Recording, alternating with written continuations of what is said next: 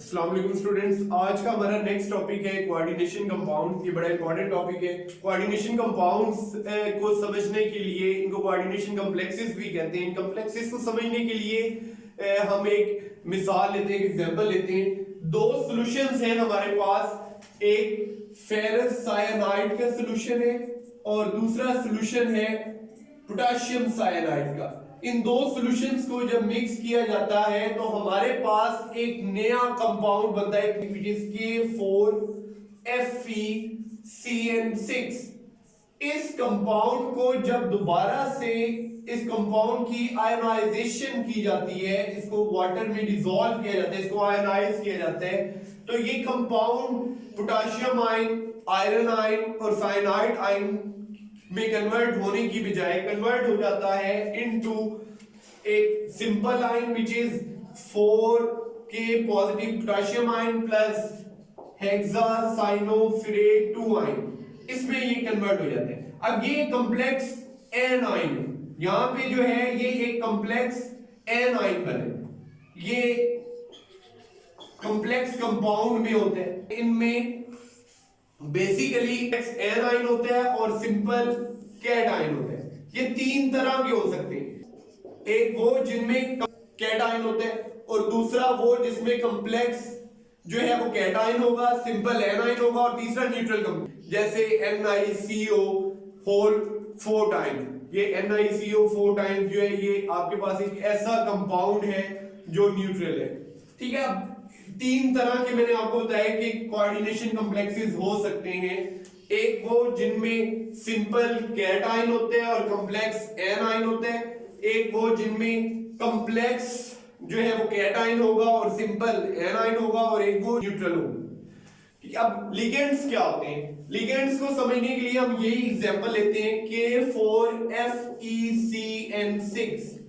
अब इसमें लिगेंड्स क्या है?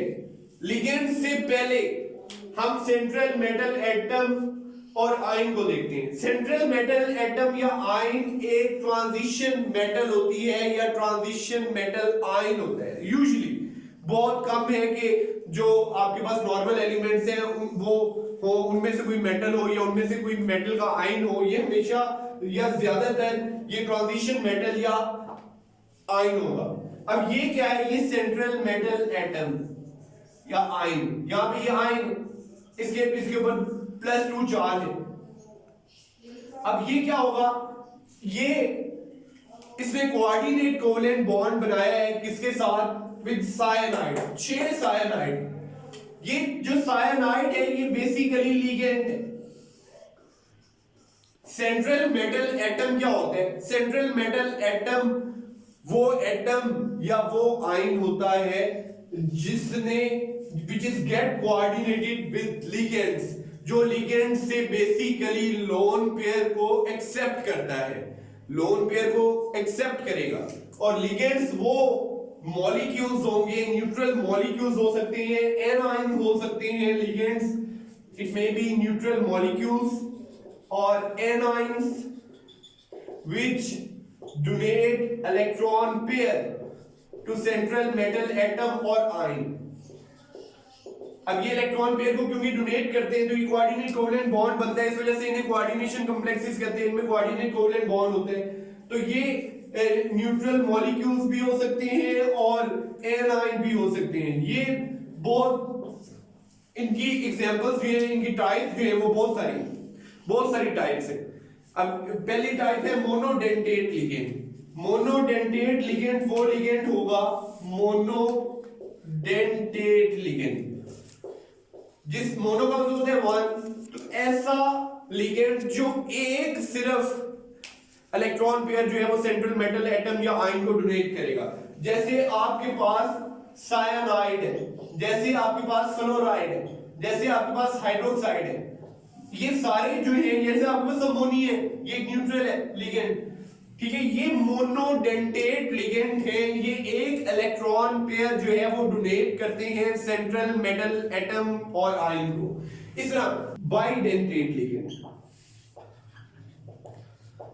वो लिगेंड जो दो इलेक्ट्रॉन पेयर जो है वो डोनेट करते हैं सेंट्रल मेटल एटम और आयन को, जैसे ऑक्सलेटो है, कार्बोनेटो है, कार्बोनेट और ऑक्सलेट, ठीक है। ये दोनों लिगेंड्स जो है ये बाइडेंटेट लिगेंड है। और पॉलीडेंटेट लिगेंड वो होंगे, पॉली का मानी बहुत सारे, ऐसे लिगेंड जो इलेक्ट्रॉन पेयर जो है वो डोनेट करेंगे सेंट्रल मेटल एटम और आयन को।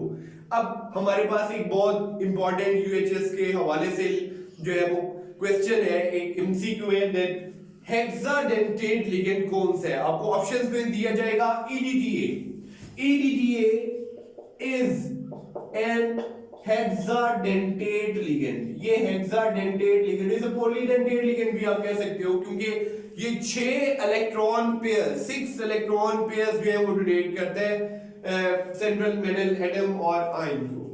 अब हमने दो चीजें यहाँ पे समझ ली।